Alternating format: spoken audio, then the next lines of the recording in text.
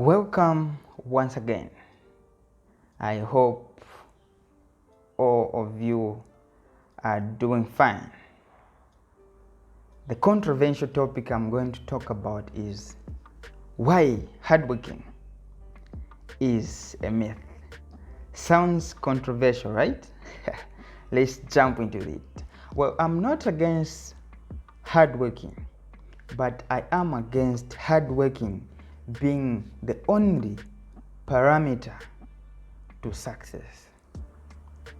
If at all hardworking was the only thing that guaranteed us success, then you must understand that for those who are in Zambia, when you visit places like Intercity, you find people that work extremely hard.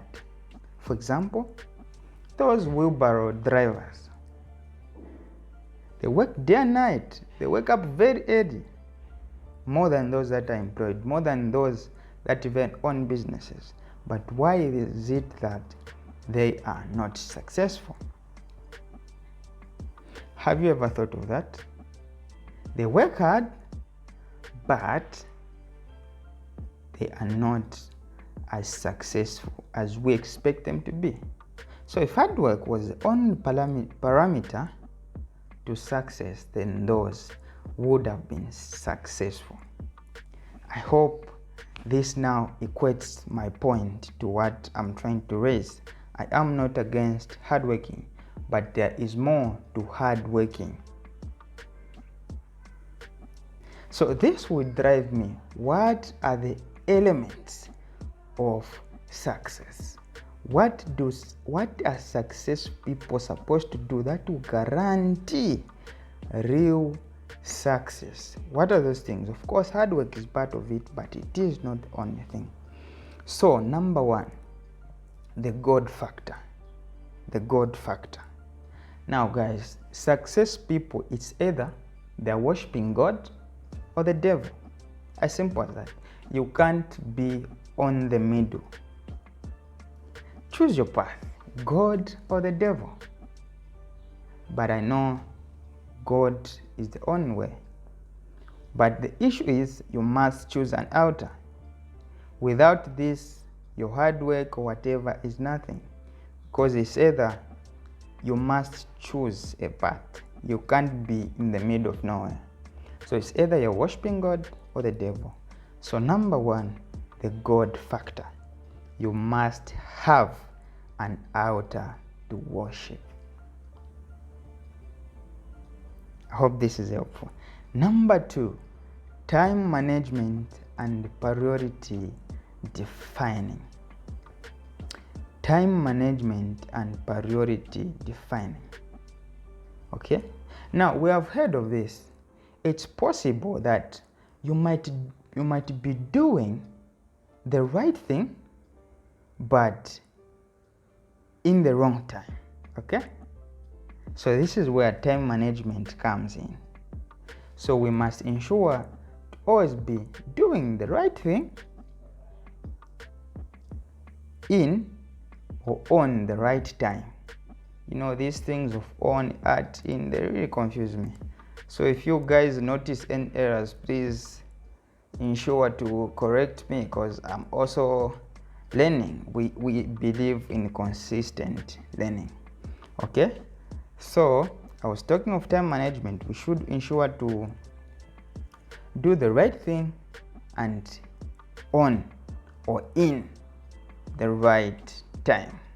It's possible to do the right thing in the wrong time or on the wrong time. I don't know, whatever. Yeah, so I hope that helps. So time management and priority defining. You must set priorities. From this time to this time, what am I doing? So that's why there are the two of them. Time management and priority defining. You define. From this time to this time, what am I doing? From this time to this time, what am I doing? This will enable you keep track of your time, and you see and weigh what you've done during that period of time. I hope that is clear. Number three, right mentorship and friends. Now, I know there are people who don't believe in mentorship, but guys, for every success person, I believe there is a mentor that mentored that person. And there's one point I like from Vusi Tembekwa. He says to say, I don't feel less of myself because I know everyone that has achieved learned. So I don't feel less of myself because I can as well learn. So if they learned, I can learn and I can be like them. I like that. So you must have a right mentorship, a right mentor, and friends. We have, guys, friends really determine our success. And allow me to go a bit biblical, though I will not quote verses, but I believe some of us, the reason why our success takes time is because of friends. You know, God can't bless you because he knows the people are found with. He knows if I give this person what he deserves, where will this money go? You have a wrong circle. So imagine you have a wrong circle and you are getting, let's say, a huge amount of money. Where will that money go? You begin going clubbing with your friends. You begin cheating, having side chicks. Okay? In short, you waste it. You waste it. God knows if that money is given to you, it will be wasted. It will not be used for anything sensible. So if you can't manage little things, why should we give you more? We have seen from the parable of the talents. God gives according to what you can manage. So if you are disciplined with small money and you manage it well, you are likely to have more. So before you complain about God giving you more, check your circle. Check how you use the small money you have. If it is misappropriated, then you don't deserve more. Consistent learning is the fourth thing. Consistent learning. Now, Jim Rohn once said this, you can have more than you've got because you can become more than you are. You can have more than you've got because you can become more than you are. As simple as that. So if you don't change who you become, then you will have what you have. These tongue twisters. But I hope that makes sense. Okay? So success does not far exceed personal development. You must keep learning no matter how hard you work. If you are not advancing your intellectual capital, guys, then your success is limited. I always say the most successful people are the most educated.